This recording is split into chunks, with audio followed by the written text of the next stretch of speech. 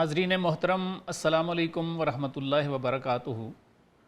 Professor वारिस Mahmood programme Irfan दीन Rumi special में एक नए मौजू के साथ आपकी खिदमत में हाजिर हैं। नाज़रीन, मसनवी मौलाना रूम के तीसरे दफ्तर से आज हम आपको सुनाएंगे मौलाना बहरुल उलूम के हाथों से लिखी हुई सूरा सबा की आयत नंबर 10 या जिबालु अविबी माहू व त्वैर की तफसीर, जिसका तर्जमा है कि ए पहाड़ों और परिंदों, मेरे दाऊद अलैहिस्सलाम के साथ मिल के मेरी तस्बीह को दोहराओ। मैं इसका फ़ारसी टाइटल भी आपकी नज़र कर देता हूँ। इसका फ़ारसी टाइटल है तफसीर कौले ही ताला या जिबालु अविबी माहू व त्वैर। आइए मौलाना की ज़ुबान से जानते हैं कि हज़रत इसकी तफसीर में क्या फ़रमाते हैं। मौलाना लिखते हैं, रूए दाऊद अज़ फ़रश ताबा शुदा कोहा अंदर पेश नाला शुदा, यानी फरमाते हैं कि हज़रत दाऊद अलैहिस्सलाम का चेहरा अल्लाह ताला के नूर की शान से चमकता था और पहाड़ उनकी तस्बीह के कलाम के पीछे हम नवा बन जाते थे। या जिबालु अविबी अम्र आमदा हर दो हम आवाज़ व हम पर्दा शुदा, यानी ए पहाड़ों, दाऊद अलैहिस्सलाम के साथ इस कलाम को दोहराओ, इसका हुक्म आ गया। और इस तरह दोनों यानी हज़रत दाऊद अलैहिस्सलाम और पहाड़ हम आवाज़ और हम साज बन गए। गुफ्त दाऊदा तो हिजरत दीदाई बहरमन अज़ हम दमा बेबुरीदाई, अल्लाह ताला ने इरशाद फरमाया कि ऐ दाऊद, तूने मेरा हिजर देखा है और मेरे लिए तू अपने साथियों से भी कट गया है। ए गरीब फ़र्द बेमुनिस शुदा आतिश शौक अज़ दिलत शोला ज़दा, अल्लाह ताला ने दाऊद अलैहिस्सलाम से इरशाद फरमाया कि ए परदेसी, अकेले और बेमुनिस रह जाने वाले, तुम्हारे दिल में मेरे वस्ल के शौक़ की आग शोला ज़न हो गई है। मुतरबा खाही व कव्वालो नदीम को हारा पेशत आरदां कदीम, अल्लाह ताला ने इरशाद फरमाया कि तुम गवैये कवाल और मुसाहिब चाहते हो, इसलिए मैं कदीम पहाड़ों को तेरे साथ गाने के लिए तेरे साथ कर रहा हूँ। ताकि कव्वाली व सरनाई कुनंद ताब पेशत बाद पैमाई कुनंद, अल्लाह ताला ने इरशाद फरमाया कि ताकि ये तुम्हारे लिए कव्वाली करें, शहनाई बजाएं और सब तेरे साथ नगमा सुराई करें। ताबदानी नाला चूँ कोहरा रवास्त बे लबो दंदा वलीरा नाला हास्त, बकौल मौलाना अल्लाह ताला ने मज़ीद इरशाद फरमाया कि पहाड़ों और परिंदों को ए दाऊद मैंने तेरे साथ गाने पे इसलिए लगा दिया है ताकि तुझे मालूम हो जाए कि जब मेरे पहाड़ बग़ैर लबों और दांतों के मेरे नगमे गा सकते हैं तो मेरे औलिया मेरे कितने नगमे गाते होंगे। नगमाई अज्जाए आसाफ़ी जसद हर शबे दरगोशे हिस्समी रवत, बकौल मौलाना अल्लाह ताला ने दाऊद अलैहिस्सलाम से फरमाया कि मेरे पाक जिस्म वली के अज्जा का गाना हर शब उसकी हिस्स के कान में पहुँचता रहता है। हम नशीना न शुनवंद ऊ बिशुनवद ए खुनक जाँ के ऊ बगैबश बगिरवद, अल्लाह ताला ने दाऊद अलैहिस्सलाम से मज़ीद फरमाया कि उस वली के पास बैठने वाले उस आवाज़ को बिल्कुल नहीं सुनते, सिर्फ़ वो खुद ही सुनता है। और फरमाया मुबारक है वो जान जो बग़ैर उसके नगमे सुने उनके गैबी नगमे सुनने पर ईमान ले आए।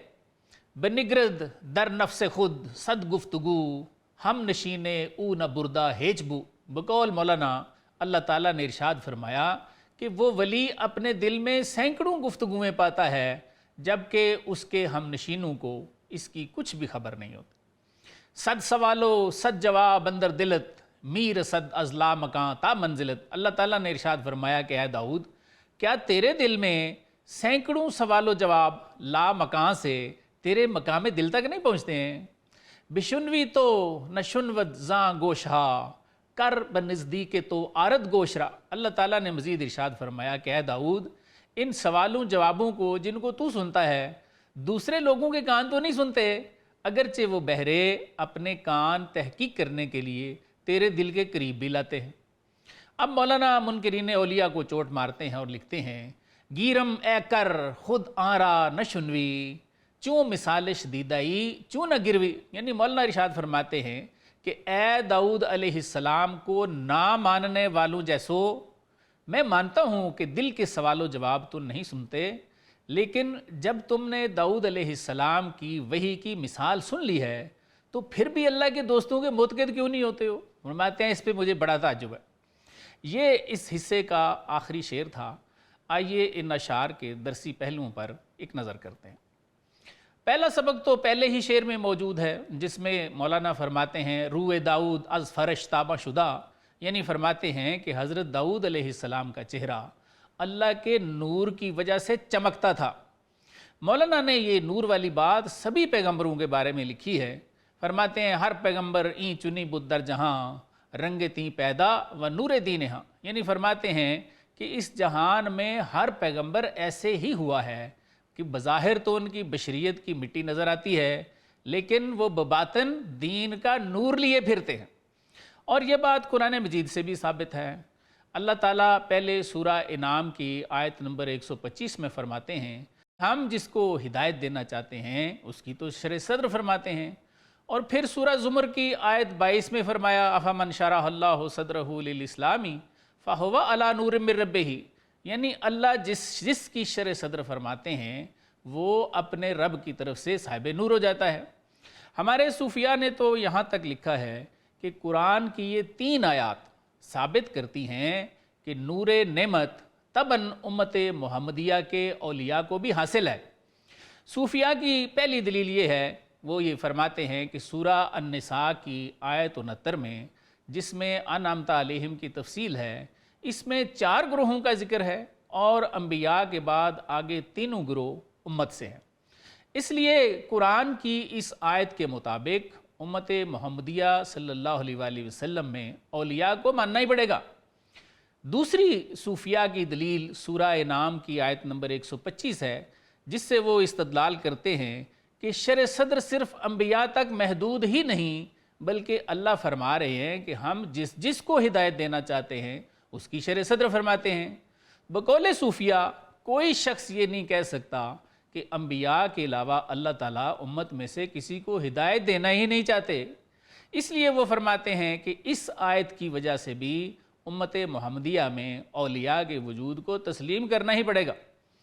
صوفیاء تیسری آیت جس سے نور نعمت کے لیے استدلال کرتے ہیں وہ سورہ زمر کی وہی آیت 22 ہے، جس میں اللہ تعالیٰ نے بڑا ہی واضح طور پہ ارشاد فرما دیا کہ ہم جس کی شرع صدر کرتے ہیں وہ اللہ کی طرف سے صاحب نور ہو جاتا ہے۔ مولانا نے سورہ سبا کی آیت 10 کی تفسیر میں، جس میں داؤد علیہ السلام کے ساتھ پہاڑوں اور پرندوں کے مل کے حمد گانے کا تذکرہ ہے، یہی فرمایا کہ داؤد علیہ السلام کا چہرہ مبارک اللہ تعالیٰ کے نور کی وجہ سے چمکتا تھا۔ اور اگر قرآن کہتا ہے کہ انبیاء کے بعد صدیقین، شہداء اور صالحین بھی صاحب نعمت ہو جاتے ہیں، تو ان اولیاء نعمت کے چہرے بھی اس نور نعمت کی وجہ سے یقیناً چمکتے ہیں۔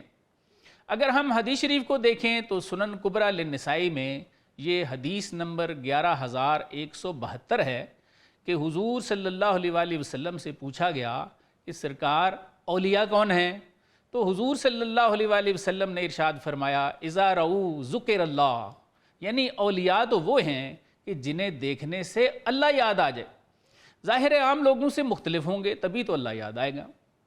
دوسری خاص بات یہ کہ سورہ سبا کی اسی آیت نمبر 10 سے، جس میں اللہ تعالیٰ پہاڑوں اور پرندوں کو حکم فرماتے ہیں کہ میرے داؤد کے ساتھ مل کے میری حمد گاؤ، بہت کم لوگ اس بات سے واقف ہیں کہ قدیم اور کامل صوفیاء قوالی کی ابتدا اور اس کے مباح ہونے کے لیے بھی اسی آیت سے استدلال کرتے ہیں۔ بقول مولانا اللہ تعالیٰ نے داؤد علیہ السلام سے فرمایا مطرباں خواہی و قوال و ندیم کو ہارا پیشت آرداں قدیم، یعنی اللہ تعالیٰ نے فرمایا کہ اے داؤد مجھے پتہ ہے آپ گانے والے چاہتے ہو، قوال چاہتے ہو اور مصاحب چاہتے ہو، اس لیے میں نے پہاڑ اور پرندے تیرے لیے قوال بنا دیے ہیں۔ اسی سے صوفیاء قوالی کے مباح ہونے پر استدلال کرتے ہیں، لیکن قوالی کے مباح ہونے یا نہ ہونے پہ بحث ہمارا آج کا موضوع نہیں ہے۔ میں نے ضمنی طور پر صوفیاء کے مشرب کی طرف اشارہ کر دیا ہے۔ ان اشعار میں تیسری خاص بات جو بقول مولانا اللہ تعالیٰ نے داؤد علیہ السلام سے فرمائی وہ یہ تھی کہ اے داؤد تو میرے ہجر و فراق میں ہے، تیرے دل میں میرے وصل کی آگ شعلہ زن ہو گئی ہے، اب تو میری بات کرنا چاہتا ہے، میری بات سننا چاہتا ہے، اور اس کے لیے تو مخلوق سے بھی کٹ چکا ہے۔ چل ہم پہاڑوں اور پرندوں کو تیری وجہ سے اپنے ہجر کا کچھ حال عطا کرتے ہیں، اب مل کے گانا۔ آ اندلیب مل کے کریں آہوزاریاں، تو ہائے گل پکار میں چلاؤں ہائے دل۔ ان اشعار میں خاص بات یہ تھی کہ جیسا کوئی ہمارا ہم نشیں ہوتا ہے ہمیں اس کی صحبت سے ویسا ہی فیض ملتا ہے۔ اگر کسی پاک کی صحبت مل جائے تو اس کے باطن کا رنگ ایسے ہی آنا شروع ہو جاتا ہے جیسے داؤد علیہ السلام کے ہجر کی وجہ سے پہاڑ بھی ہجر زدہ ہو گئے، اور اگر بندہ کسی چرسی یا پوڈری کے پاس بیٹھے تو کم از کم وہ سوٹے پہ ضرور لگ جاتا ہے۔ داؤد علیہ السلام کے ساتھ اللہ تعالیٰ کی اس گفتگو میں ہمیں چوتھا سبق اس وقت ملتا ہے جب اللہ تعالیٰ داؤد علیہ السلام سے فرماتے ہیں کہ ہم نے پہاڑوں اور پرندوں کو آپ کا ہم نوا بنایا ہے تاکہ آپ جان لو کہ اگر پہاڑوں اور پرندوں میں میرے درد کے نغمے پیدا ہو جاتے ہیں تو میرے بندے کے اندر کیسے پرسوز نغمے پیدا ہو جاتے ہوں گے۔ داؤد علیہ السلام کی اس وحی میں پانچواں سبق ہمیں یہ ملتا ہے کہ جو اللہ کے پاک لوگ ہیں ان کی حس کے کان میں ہر شب غیبی نغمے پہنچتے ہیں۔ اس سے مراد یہ ہے کہ اللہ تعالیٰ پاکوں کو الہام دیتے ہیں، اور یہ الہام بھی قرآن سے ثابت ہیں۔ قرآن میں تو غیر نبی تو کیا، شہد کی مکھی کے الہام کا ذکر بھی موجود ہے، اور پھر انبیاء کے علاوہ موسیٰ علیہ السلام کی والدہ کے الہام کا ذکر موجود ہے، عیسیٰ علیہ السلام کی والدہ کے الہام کا ذکر بھی موجود ہے۔ چھٹا سبق ہمیں اس وقت ملتا ہے جب اللہ تعالیٰ داؤد علیہ السلام سے فرماتے ہیں کہ یہ الہام کے معاملات یا غیبی نغمے اللہ کے پاک تو سنتے ہیں لیکن ان کے ہم نشین نہیں سنتے ہیں۔ اللہ تعالیٰ نے ارشاد فرمایا کہ اے داؤد، جو غیبی نغمے ہماری طرف سے آپ سنتے ہو آپ کے پاس بیٹھنے والے بھی تو نہیں سنتے نا۔ اگرچہ جب تم لوگوں سے کہتے ہو کہ اللہ تعالیٰ کی طرف سے میرے دل پر کلام آتا ہے تو وہ تیرے دل پر کان رکھ لیتے ہیں لیکن سنتے تو پھر بھی نہیں ہیں۔ یہ بات بھی بالکل درست معلوم ہوتی ہے۔ حضور صلی اللہ علیہ وآلہ وسلم پر جو وحی نازل ہوتی تو پاس والے صحابہ کو بھی کچھ پتہ نہ چلتا کہ سرکار پر کیا نازل ہو رہا ہے۔ جب سرکار اس حالت سے باہر آتے تو پھر آپ فرماتے کہ بھئی یہ وحی آئی تھی۔ اگر ان کو پہلے ہی پتہ ہوتا تو پھر یقیناً آپ کو بتانے کی بھی ضرورت نہ ہوتی۔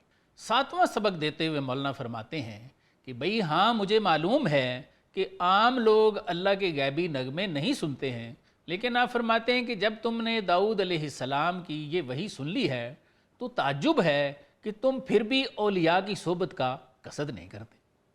ناظرین ایک چھوٹا سا وقفہ لیں گے، وقفے کے بعد اس گفتگو کو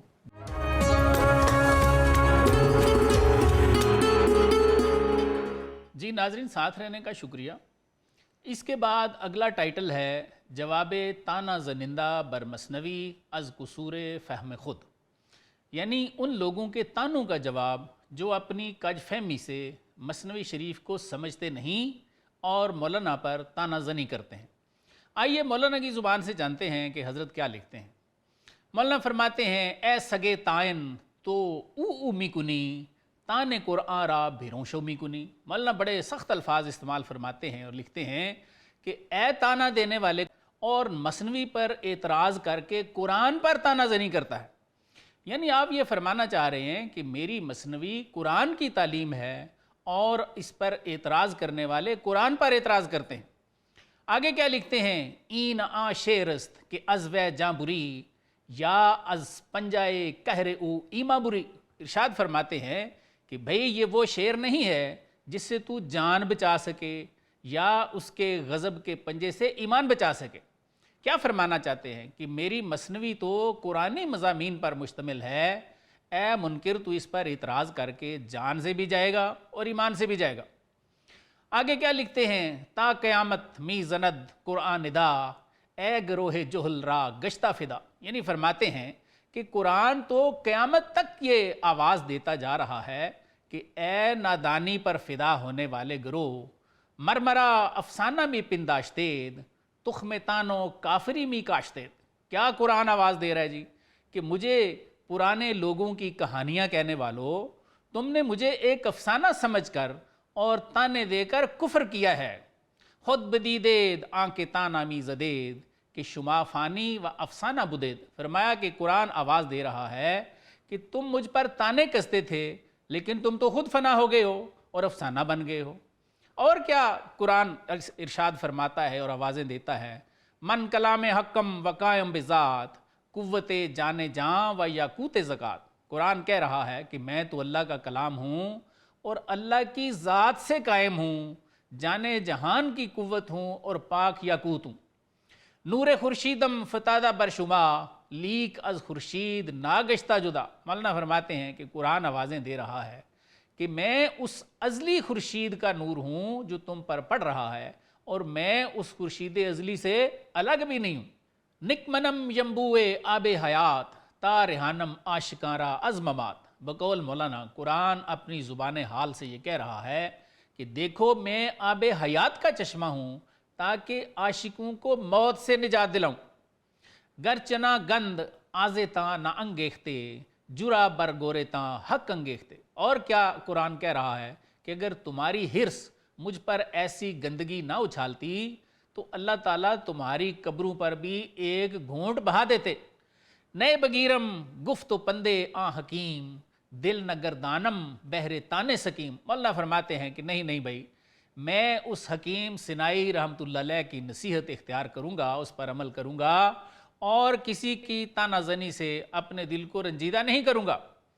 تا بیابد درد من از او دوا فارغ آئم من زہر تانے جدا۔ کیا فرماتے ہیں؟ تاکہ میرا درد اس سے دوا پائے اور میں ہر تانے کی اذیت سے محفوظ رہوں۔ کون سی نصیحت کی ہے جی حکیم سنائی رحمۃ اللہ علیہ نے، جس کے بارے میں مولانا فرماتے ہیں کہ میں وہ اختیار کروں گا تاکہ لوگوں کے تانوں کی اذیت سے محفوظ رہوں۔ مولانا لکھتے ہیں، آنکھ فرمود است او اندر خطاب کرہ و مادر ہمی خورند آپ۔ مولانا لکھتے ہیں کہ حکیم سنائی رحمۃ اللہ علیہ نے اپنے کلام میں فرمایا ہے کہ ایک بچھیرا اور اس کی ماں، یہ گھوڑے کا جو بچہ ہوتا ہے اس کو بچھیرا کہتے ہیں، فرماتے ہیں وہ دونوں پانی پی رہے تھے۔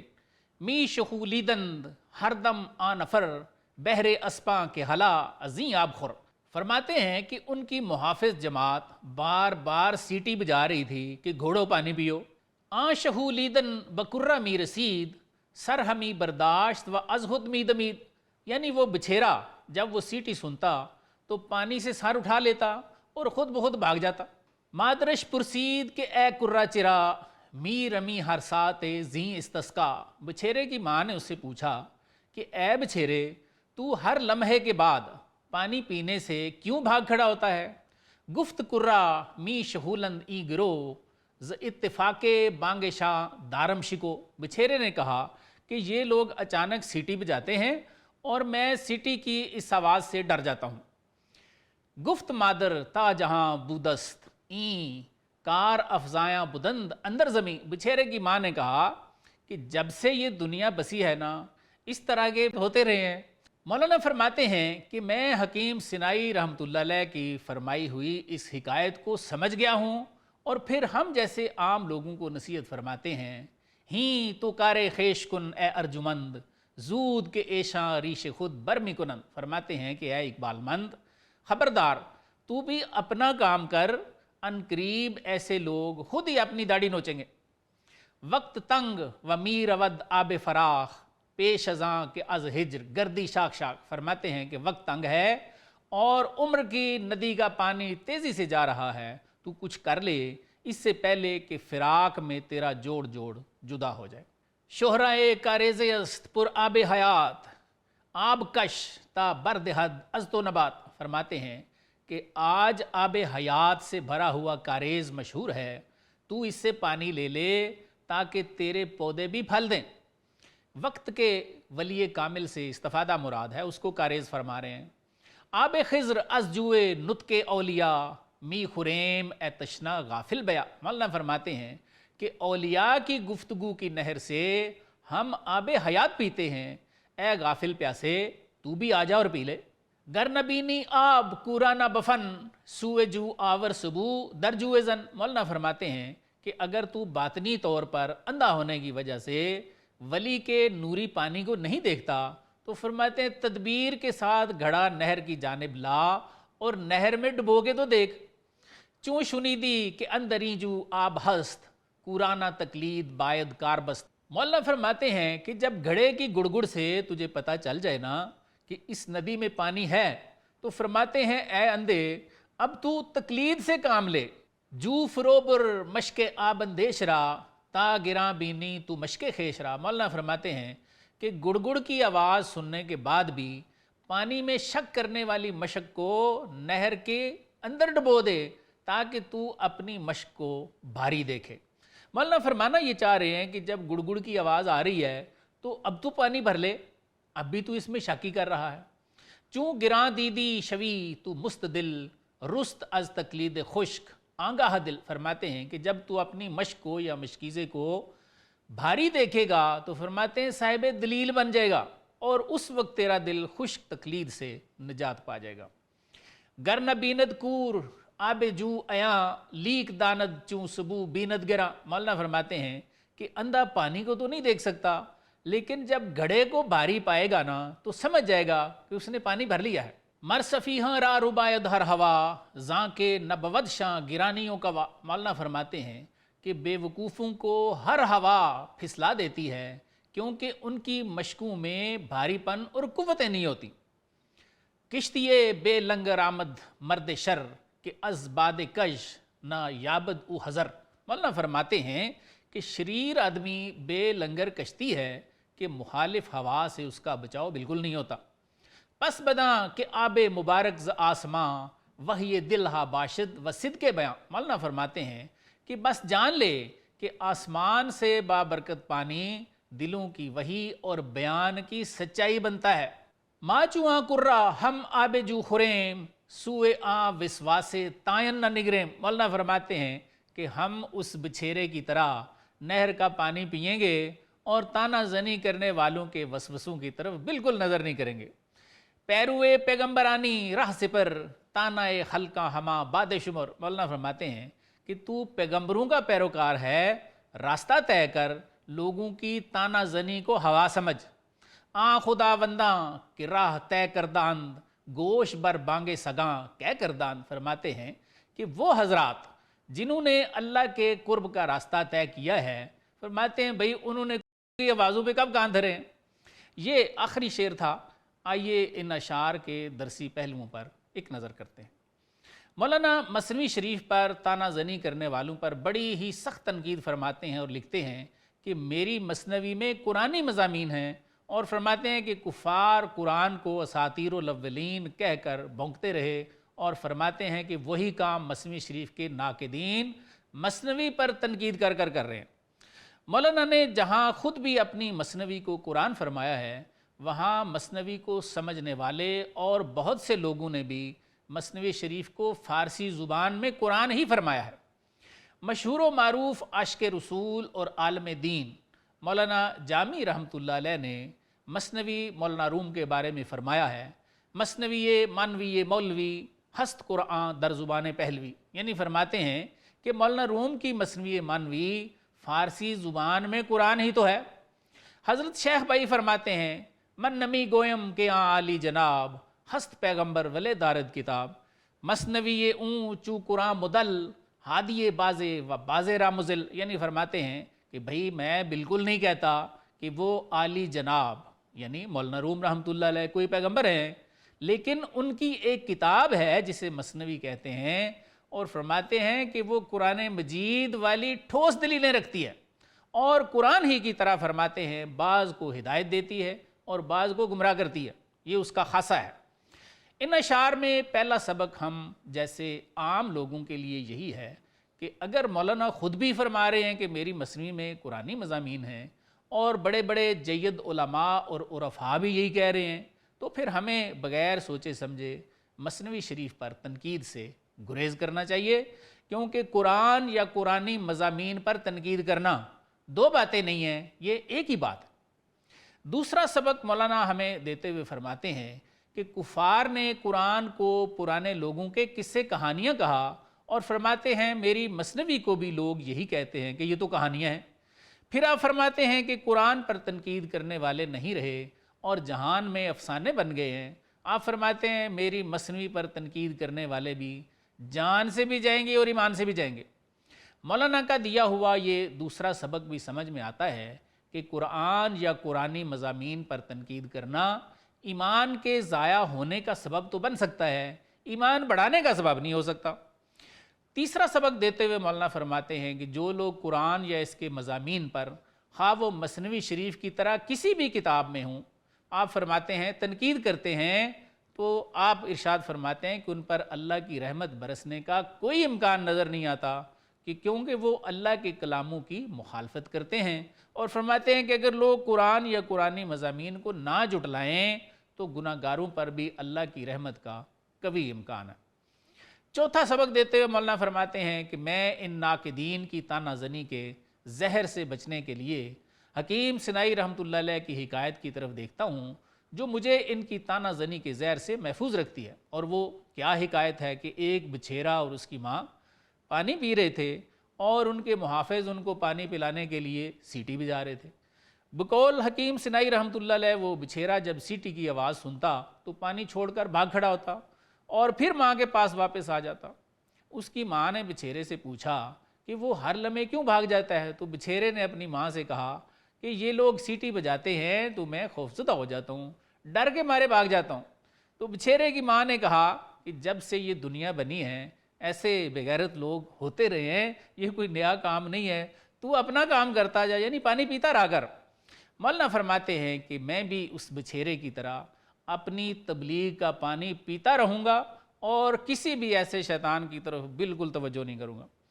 پانچواں سبق دیتے ہوئے مولانا اس کی وجہ بتاتے ہیں کہ میں اولیاء کی تبلیغ کا پانی کیوں پیتا رہوں گا؟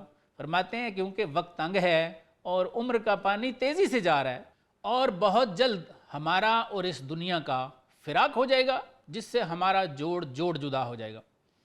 چھٹا سبق دیتے ہوئے مولانا فرماتے ہیں کہ تیرے وقت کا ولی آب حیات سے بری ہوئی نہر ہے، تو بھی اسے پانی لے لے تاکہ تیرے پودوں پہ بھی پھل آ جائیں۔ ساتواں سبق دیتے ہوئے مولانا نصیحت فرماتے ہیں کہ ہم پیغمبروں کے پیروکار ہیں، ہمیں ان کی طرح اللہ کے قرب کا راستہ طے کرنا چاہیے اور لوگوں کی تنقید کی طرف بالکل متوجہ نہیں ہونا چاہیے۔ کیوں؟ آپ فرماتے ہیں کہ جو بھی راستہ طے کر چکا ہے یا کر رہا ہے، آپ فرماتے ہیں کہ ان راستہ طے کرنے والوں نے کتوں کے بھونکنے پہ کبھی بھی توجہ نہیں دی، وہ اپنا سفر جاری رکھتے ہیں۔ ناظرین ایک وقفہ لیں گے ہمارے ساتھ۔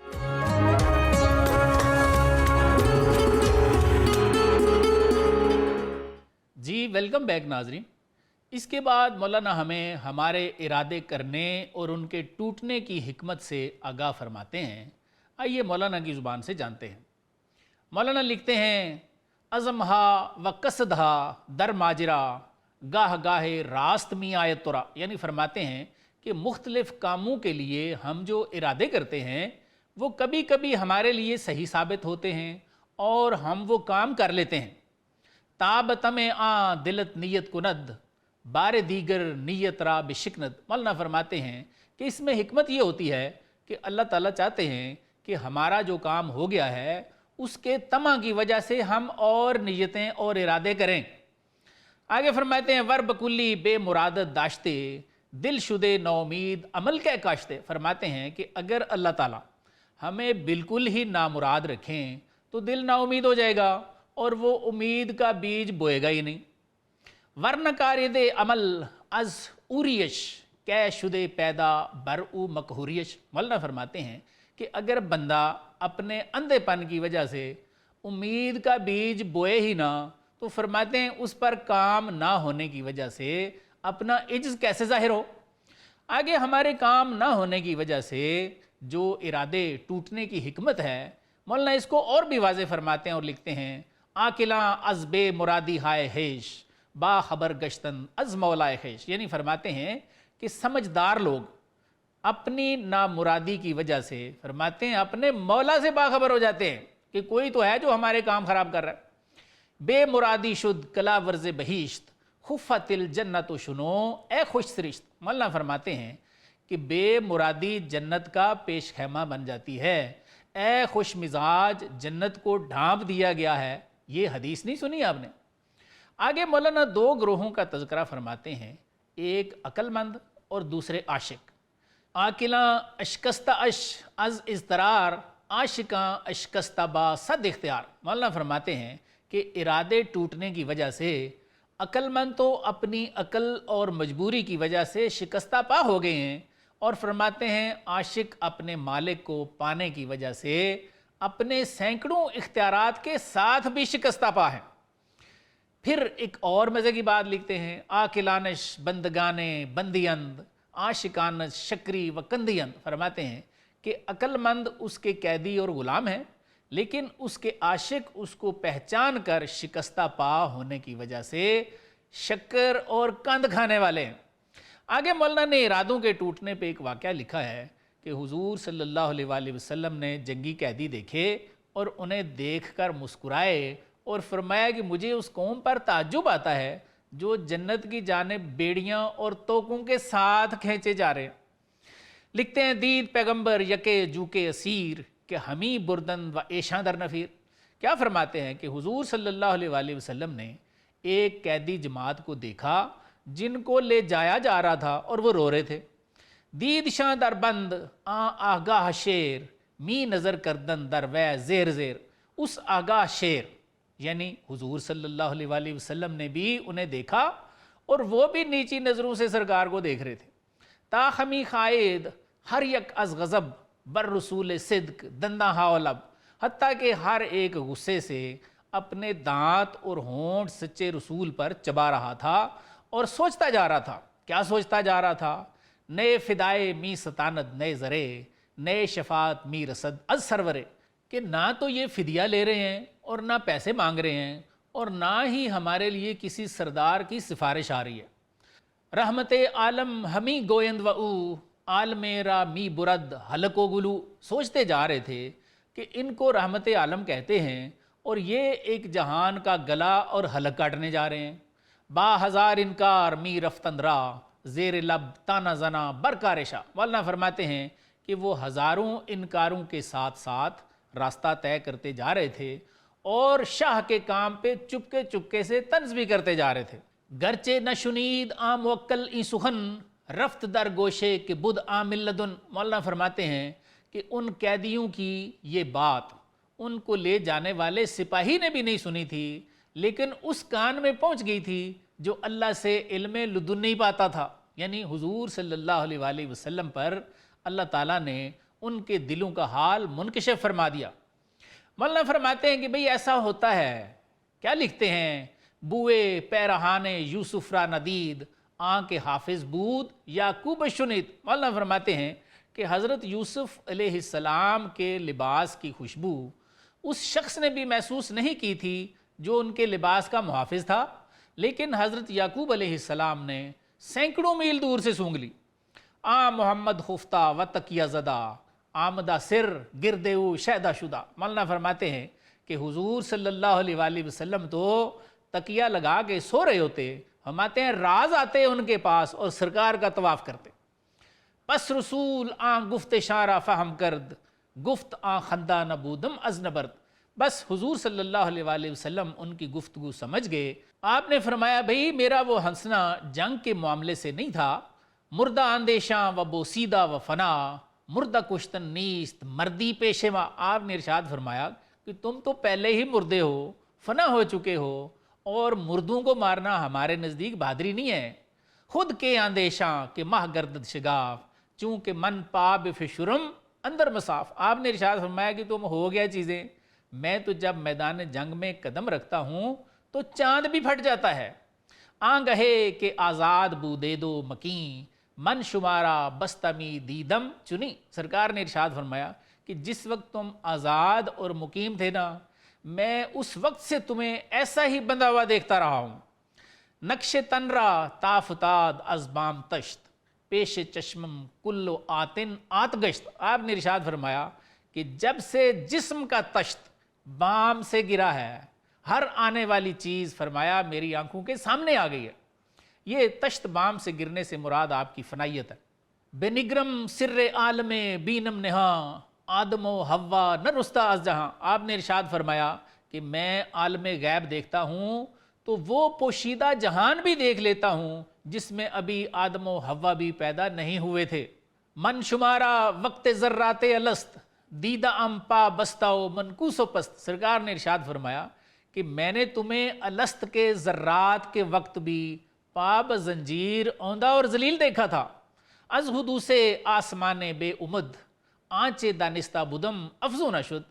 بقول مولانا سرکار نے ارشاد فرمایا کہ بے ستون آسمان کے پیدا ہونے کے بارے میں جو کچھ میں نے اس وقت دیکھا تھا نا، آسمان بھی اس سے آگے نہیں بڑھا۔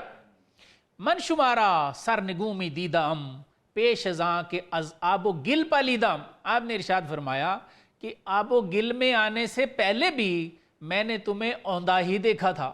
نو نہ دیدم تا کنم شادی بداں این ہمی دیدم دراں اقبال تاں۔ سرکار نے ارشاد فرمایا کہ میں نے کوئی نئی چیز نہیں دیکھی جس پہ میں مسکراؤں اور خوشیاں مناؤں، میں تو یہ سب کچھ روز الست سے ہی تمہارے مقدر میں دیکھتا رہا ہوں۔ بستائی قہر خفی و آن گہے چے قہر کند می خردید و دروے درج زہر۔ سرکار نے ارشاد فرمایا کہ تم مخفی قہر میں بندھے ہوئے تھے، پھر قہر بھی کیسا کہ تم اس وقت شکر بھی کھا رہے تھے اور اس میں زہر بھی ملا ہوا تھا۔ من نمی کردم غزا از بہر آن تا ظفر یابم فرو گیرم جہاں۔ سرکار نے ارشاد فرمایا کہ بھئی میں جہاد اس لیے نہیں کرتا کہ فتح مند ہوں اور دنیا پر قبضہ کر لوں۔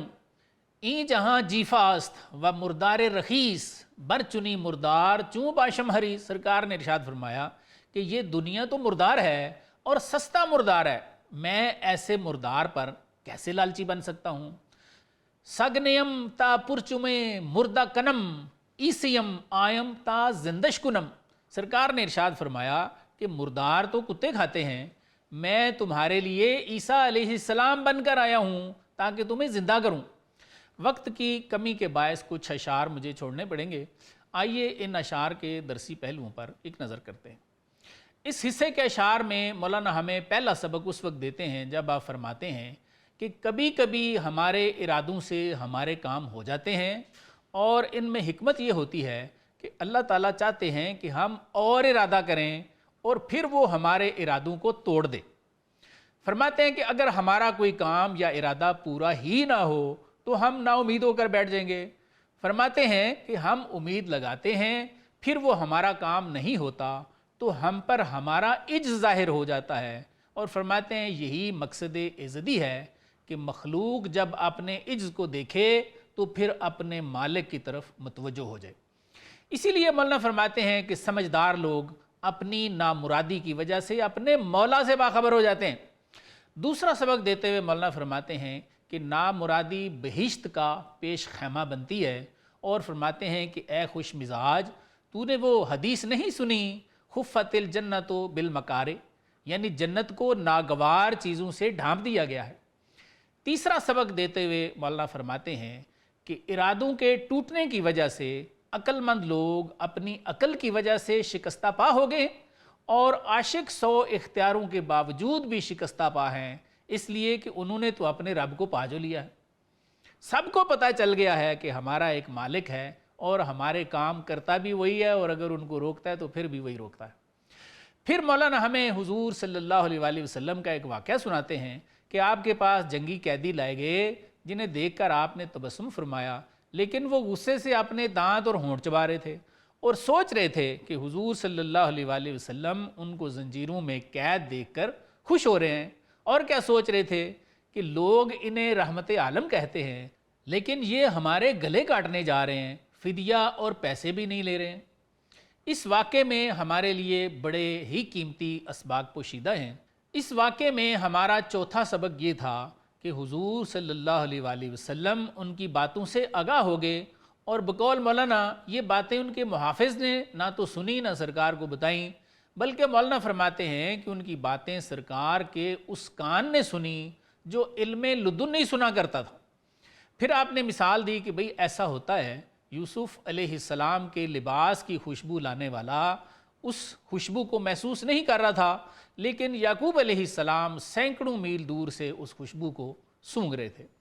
اور فرماتے ہیں کہ حضور صلی اللہ علیہ وآلہ وسلم تو تکیہ لگا کے سو رہے ہوتے، راز آتے اور سرکار کا طواف کرتے۔ پانچواں سبق دیتے ہوئے مولانا لکھتے ہیں کہ حضور صلی اللہ علیہ وآلہ وسلم نے ان قیدیوں سے فرمایا کہ تمہیں دیکھ کر میرا مسکرانا جنگی معاملہ نہیں تھا، تم تو مردے ہو، فنا ہو، اور مردے کو مارنا کون سی بہادری کی بات ہے؟ اور پھر فرمایا کہ تم کیا چیزیں ہو، میں تو جب جنگ میں آتا ہوں تو میرے سامنے چاند بھی پھٹ جاتا ہے۔